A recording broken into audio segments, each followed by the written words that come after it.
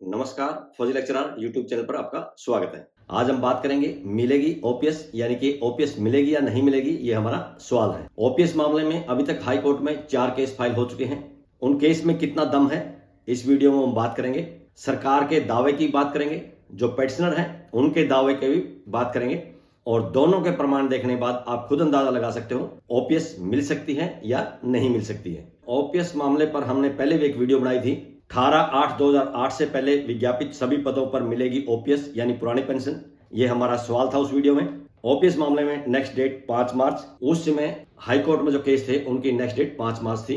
जब ये पहले वाली वीडियो बनाई थी उस समय हमारे पास 18/8/2008 का जो नोटिफिकेशन था वो नहीं था। अभी वो नोटिफिकेशन आ गया है, वो नोटिफिकेशन भी आपको दिखाएंगे। उस नोटिफिकेशन में क्या क्या प्रावधान है वो भी आपको दिखाएंगे। ओपीएस मामले में 2 केस जनवरी 2025 में फाइल हो चुके थे। उसके बाद 2 केस अभी फरवरी 2025 में फाइल हो चुके हैं, और जो अगली डेट लगी है वो 7 मई 2025 लगी है। अभी कुछ केस और फाइल होने बाकी हैं। मैं खुद भी ओपीएस के लिए एक फाइल करने की तैयारी कर रहा हूं। उम्मीद करते हैं शायद मार्च में ही हमारा केस फाइल हो जाए। उसके लिए डॉक्यूमेंट मैंने तैयार कर लिए हैं, क्योंकि जो मेरी ज्वाइनिंग है वो अप्रैल 2008 की है। सरकार का जो नोटिफिकेशन है एनपीएस के लिए वो 18/8/2008 का है। उससे पहले की मेरी ज्वाइनिंग है। जनवरी में जो केस फाइल हुए थे उनके बारे में पिछले वाली वीडियो में हमने बता दिया था। अभी फरवरी में जो केस फाइल हुए उसके बारे में बता देते हैं। ये फरवरी का पहला केस देख लीजिए ओपीएस के मामले में। ये है हाईकोर्ट के एंट्री ऑर्डर। टॉप में देखिए सीलूपी नंबर 4669/2025 का है। यहाँ इनके पेटिशनर के वकील ने कहा है कि इसी तरह का एक केस सीलूपी नंबर 1507/2025 हाई कोर्ट में पेंडिंग है, और इस केस को भी उसके साथ सुनने की रिक्वेस्ट की गई है। हाई कोर्ट ने सरकार को नोटिस दे दिया है। सरकारी वकील ने नोटिस को स्वीकार कर लिया है और जवाब फाइल करने के लिए समय मांगे है। अगली तारीख लगा दी 5/3/2025, क्योंकि पीछे वाला जो केस था 1507 वो 5/3/2025 को लगा था। सबसे पहले यही केस डरा था, और लास्ट लाइन में लिखा है कि जो इसकी सुनवाई होगी 1507/2025 के साथ होगी। नीचे आप डेट देखेंगे 19/2/2025, ये इसके एंट्री ऑर्डर की डेट है। अब फरवरी का आपको दूसरा केस दिखा देते हैं, उसके एंट्री ऑर्डर देख लीजिए। यहाँ टॉप में देखिए सीलूपी नंबर 5180/2025। इसमें भी पेटिशनर के वकील ने कहा है कि इसी तरह का एक केस हाई कोर्ट में पेंडिंग है, जिसका नंबर है सीलूपी नंबर 1507/2025। ये एनपीएस के लिए सबसे पहले डाला गया केस था, और उन्होंने रिक्वेस्ट की है उसी के साथ हमारे केस की भी सुनवाई की जाए। सरकार को नोटिस कर दिया है, सरकारी वकील ने नोटिस को स्वीकार कर लिया है और जवाब देने के लिए टाइम मांगा है। इसकी भी जो अगली तारीख रखी थी वो 5/3/2025 को रखी थी, और लास्ट लाइन में लिखा है इसकी जो सुनवाई होगी वो सीलूपी नंबर 1507/2025 के साथ होगी। नीचे आप डेट देखेंगे 24 फरवरी 2025, यानी कि ये एंट्री ऑर्डर 24 फरवरी 2025 के हैं। अब आपको 5 मार्च 2025 के एंट्री ऑर्डर दिखा देते हैं। यहाँ टॉप में देखिए सबसे पहले सीलूपी नंबर 1507/2025 लिखा है, जो ओपीएस मामले में सबसे पहले केस डाला गया था। उसके बाद 3 केस उसके साथ फाइल हुए हैं, और तीनों केस के यहाँ नंबर लिखे हैं कि एंट्री ऑर्डर में सीलूपी नंबर 2034/2025 में एक मेमो अपीयरेंस का फाइल किया गया, यानी वकील की तरफ से एक वकालतनामा फाइल किया गया है, उसको रिकॉर्ड पे ले लिया गया है। जवाब फाइल करने के लिए समय मांगे है, इसलिए इस केस की अगली जो तारीख रखी गई है 7 मई 2025 रखी गई है। और यहाँ एंट्री ऑर्डर की डेट देख लीजिए 5/3/2025, यानी कि 5 मार्च 2025 के एंट्री ऑर्डर है। अगली सुनवाई 7 मई 2025 को होनी है। इस बीच में कितने केस और फाइल होते हैं ये आने वाला समय बताएगा। हम जरूर एक केस फाइल करने जा रहे हैं। कुछ साथी हो सकता है हमारे साथ जुड़ जाएं, ना भी जुड़ेंगे, मैं अकेला केस फाइल करने जा रहा हूं। अब आपको एनपीएस की शुरुआत से लेकर चलते हैं। आपको याद होगा वर्ष 2004 में भारत सरकार ने केंद्रीय कर्मचारियों के लिए पुरानी पेंशन बंद करके नई पेंशन स्कीम लागू की गई थी। उसी को फॉलो करते हुए ज्यादातर राज्यों ने पुरानी पेंशन बंद करके नई पेंशन स्कीम लागू की गई थी। उसी के लिए हरियाणा सरकार में एक छोटा सा नोटिफिकेशन जारी किया था। पहले वो नोटिफिकेशन देख लीजिए। यहाँ टॉप में देखिए हरियाणा गवर्नमेंट फाइनेंस डिपार्टमेंट की तरफ से ये नोटिफिकेशन, तारीख है इसमें 28 अक्टूबर 2005। इस नोटिफिकेशन में Punjab civil service rules volume 1 part 1 में संशोधन के बारे में लिखा है, जिसको हम सीएसआर वॉल्यूम बोलते थे। और इसके पॉइंट 1 के सब पॉइंट 2 में लिखा है कि जो ये लागू होगा वो 1 जनवरी 2006 से लागू होगा। इसके बाद पॉइंट नंबर 2 के सब पॉइंट 2 में लिखा है कि जो ये न्यू पेंशन स्कीम लागू होगी, जो कर्मचारी 1 जनवरी 2006 या उसके बाद ज्वाइन करेंगे उनके ऊपर ये लागू होगी। इस नोटिफिकेशन में सिर्फ ये बताया गया है कि जो सीएसआर वॉल्यूम है उसमें संशोधन करके नई पेंशन स्कीम लागू की जाएगी। उस नई पेंशन स्कीम के टर्म्स एंड कंडीशन क्या होंगे उसके बारे में इसमें नहीं लिखा है, इसीलिए सरकार के दावे में दम कम है, और कर्मचारी यानी पेंशन के दावे में दम ज्यादा कैसे है वो भी आपको दिखाएंगे। अब सरकार का लेटर देख लीजिए। ये finance commissioner and principal secretary to government of Haryana की तरफ से लिखा गया है, फाइनेंस डिपार्टमेंट की तरफ से। सभी हेड को लिखा गया है। इसमें डेट दी गई है 22 दिसंबर 2005, यानी कि जो अभी आपको नोटिफिकेशन दिखा था उसके बारे में दिया गया है। नोटिफिकेशन के 2 महीने बाद ये लेटर जारी किया गया है। सब्जेक्ट में लिखा गया है जो एनपीएस लागू होगी, जिसको हम कंट्रीब्यूशन पेंशन स्कीम बोलते हैं, यानी कर्मचारियों के खाते से भी कटेंगे, उसके बारे में ये लिखा गया है। इसमें आगे दिया गया है कि जो नई पेंशन स्कीम है जिसको हम कंट्रीब्यूशन पेंशन स्कीम बोलते हैं, उसके अमेंडमेंट के लिए रूल 1.2 ऑफ सीएसआर वॉल्यूम 1 उसमें संशोधन के बारे में दिया गया है और ये उसी नोटिफिकेशन का हवाला दिया गया है। नीचे ये फाइनेंस डिपार्टमेंट का लेटर का हवाला दिया है 1/1/2004-1 पेंशन एफडी, यानी कि फाइनेंस डिपार्टमेंट का, तारीख है 28/10/2005, जो आपको नोटिफिकेशन दिखा था, ये उसी के बारे में। लास्ट लाइन में लिखा है कि जो नई पेंशन स्कीम लागू होगी वो उन कर्मचारियों पर लागू होगी जिनकी नियुक्ति 1 जनवरी 2006 या उसके बाद हुई है, उन पर स्कीम लागू होगी। अब आपको पेंशन का दावा दिखा देते हैं। पहले हरियाणा सरकार का फाइनेंस डिपार्टमेंट का ये लेटर देख लीजिए। यहाँ टॉप में देखिए, finance commissioner and principal secretary to government of Haryana, finance department की तरफ से लिखा गया है। सभी हेड ऑफ द डिपार्टमेंट को लिखा गया है, कमिश्नर ऑफ डिवीजन को लिखा गया है, सभी डिप्टी कमिश्नर और सब डिवीजन ऑफिसर्स को लिखा गया है और registrar Punjab and Haryana high court Chandigarh को भी इसकी कॉपी दी गई है। यहाँ डेट देख लीजिए 22 अगस्त 2008 और यहाँ सब्जेक्ट वही लिखा है जो कंट्रीब्यूशन पेंशन स्कीम है, यानी जिसको हम एनपीएस बोलते हैं, उसके बारे में ये दिया गया है। यहाँ फाइनेंस डिपार्टमेंट के उस लेटर का हवाला दिया है जो अभी हमने दिखा था 22/12/2005 का। उसके आधार पर इन्होंने आगे कहा है जो कंट्रीब्यूशन पेंशन स्कीम है यानी एनपीएस है, उसके बारे में डिटेल नोटिफिकेशन सरकार ने जारी कर दिया है और वो किस पे लागू होगा, जिसकी ज्वाइनिंग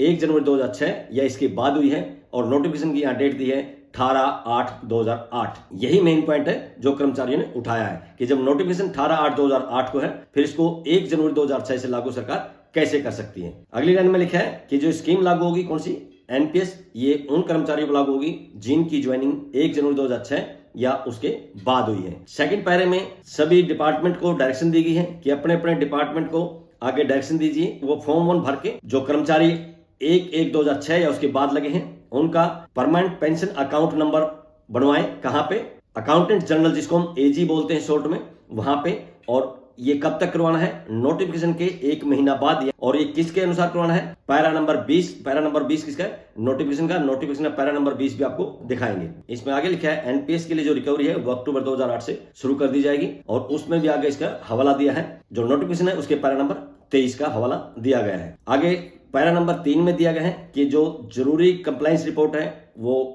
फाइनेंस डिपार्टमेंट को भेज दी जाए। किसके बारे में, जो न्यू पेंशन स्कीम है उसके बारे में, जिन कर्मचारियों की नियुक्ति 1 जनवरी 2006 या उसके बाद हुई है। और ये कब तक भेजना फाइनेंस डिपार्टमेंट को कंप्लायंस रिपोर्ट, 30/11/2008 तक भेजनी है। अब आपको वो डिटेल नोटिफिकेशन दिखा देते हैं 18/8/2008 का, जिसके आधार पर जो पेंशनर है वो दावा कर रहे हैं कि हमें पुरानी पेंशन मिलनी चाहिए, नई पेंशन हमारे ऊपर नहीं थोप सकते, क्योंकि जो नोटिफिकेशन है उनकी ज्वाइनिंग के बाद का है। यहाँ टॉप में देखिए हरियाणा गवर्नमेंट फाइनेंस डिपार्टमेंट की तरफ से दिया गया है ये नोटिफिकेशन है। नोटिफिकेशन की डेट देख लीजिए 18 अगस्त 2008 को है। इसमें नई पेंशन स्कीम के बारे में दिया गया है। जिन कर्मचारियों की नियुक्ति 1 जनवरी 2006 या उसके बाद हुई है उनके लिए दिया गया है। यहाँ इसका हेडिंग दिया है न्यू पेंशन स्कीम, जिनको हम एनपीएस भी बोलते हैं। इसके पहले ही पॉइंट में दिया है कि जो न्यू पेंशन स्कीम है इसको हरियाणा न्यू पेंशन स्कीम 2008 का नाम दिया गया है। जब पेंशन का नाम ही हरियाणा न्यू पेंशन स्कीम 2008 है, फिर ये 2006 से लागू कैसे की जा सकती है, सबसे बड़ा ये सवाल है।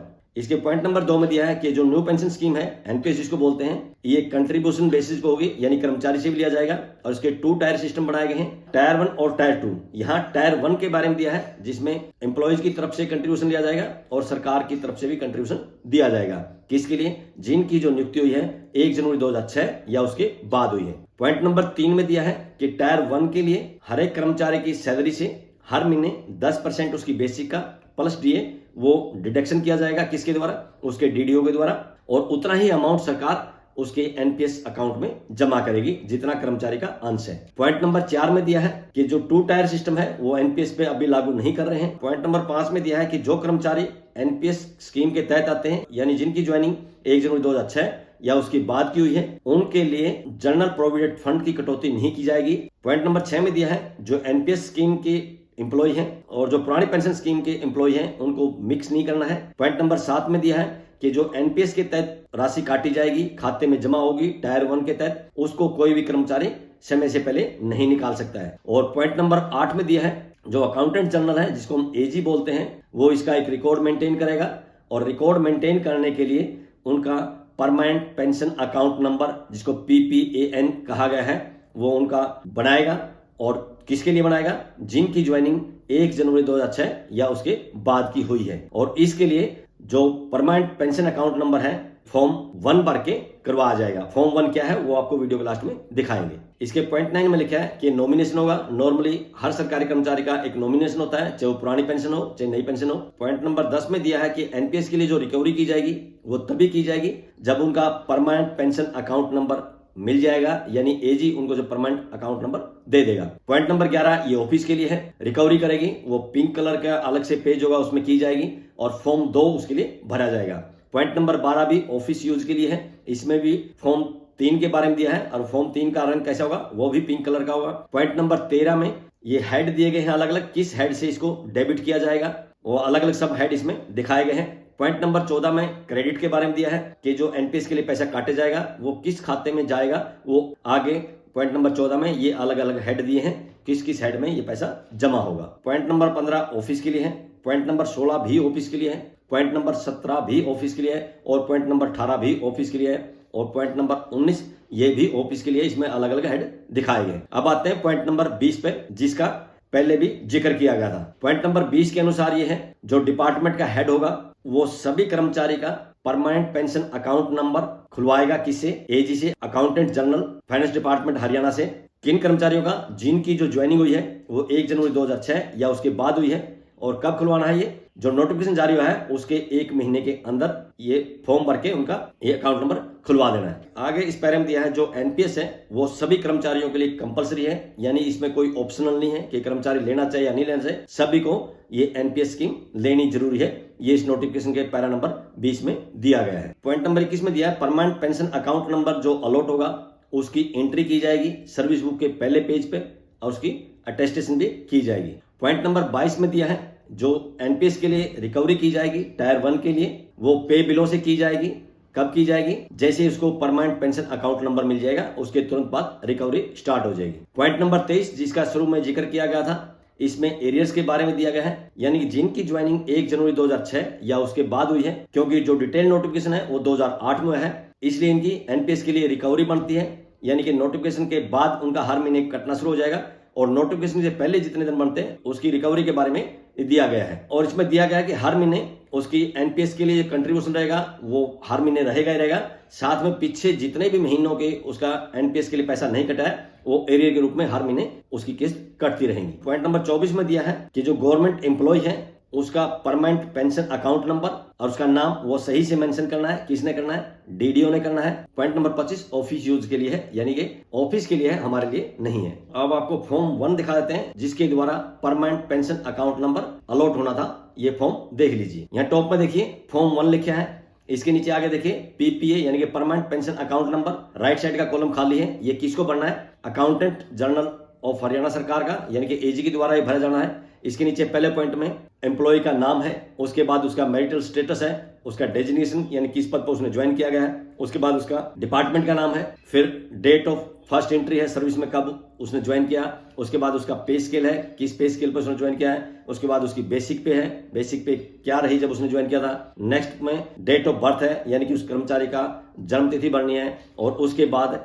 उसकी रिटायरमेंट की डेट भरनी है, यानी कब वो रिटायर होगा। अगले पॉइंट में दिया है नॉमिनेशन, यानी कि उसका जो नॉमिनेशन बनेगा उसकी डिटेल भरनी है, नाम, उसकी एज, डेट ऑफ बर्थ और उसका परसेंटेज कितना रहेगा और उसका कर्मचारी के साथ रिलेशनशिप क्या है, ये सारी चीजें उसमें भरनी है। नीचे आगे देखेंगे राइट साइड में जो एप्लीकेंट है उसके सिग्नेचर है, यानी कि जो सरकारी कर्मचारी है उसके सिग्नेचर है, उसके नीचे डीडीओ उसको काउंटर साइन करेगा और लेफ्ट साइड में 2 विटनेस की डिटेल है, यानी कि 2 कर्मचारी उसकी विटनेस करेंगे और वो साइन करेंगे, अपनी डिटेल भरेंगे। ये था एप्लीकेशन फॉर्म जिसके माध्यम से permanent pension account number allot होना था। ये सब डॉक्यूमेंट्स देखने के बाद आप सब ये अंदाजा लगा सकते हैं कि सरकारी दावे में कितना दम है और जो पेंशनर है उनके दाव में कितना दम है। सरकार का कहना है कि हमने जो नोटिफिकेशन जारी किया था वो अक्टूबर 2005 में जारी कर दिया था, जबकि उसमें सिर्फ इतना ही बताया गया है कि हम एनपीएस लागू करेंगे। उसमें एनपीएस किस तरह से लागू होगी, किस तरह से कंट्रीब्यूशन जाएगा, कहां जाएगा, वो कुछ भी डिक्लेयर नहीं किया गया है। जो पेंशनर है उनका क्लेम ये है, वो ये दावा करते हैं क्योंकि सरकार ने जो डिटेल नोटिफिकेशन जारी किया है जिसमें एनपीएस के बारे में पूरा डिटेल से लिखा गया है कि उनका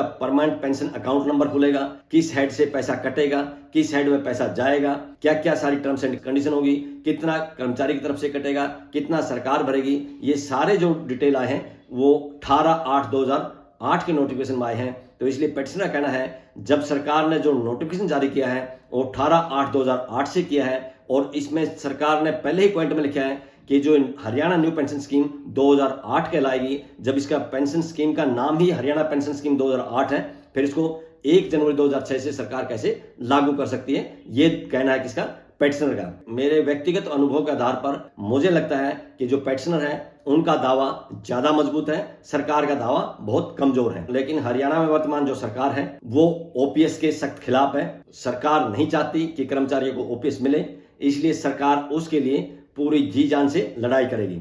जो भी पेटिशनर केस डाल चुके हैं या जो केस डालने की योजना बना चुके हैं या केस डालने वाले हैं, उन्होंने मेंटली प्रिपेयर रहना चाहिए कि सिंगल बेंच में अगर उनके पक्ष में फैसला आ गया तो सरकार डबल बेंच में जाएगी, अगर डबल बेंच में भी पेटिशनर के पक्ष में फैसला आ गया तो सरकार सुप्रीम कोर्ट में भी जाएगी।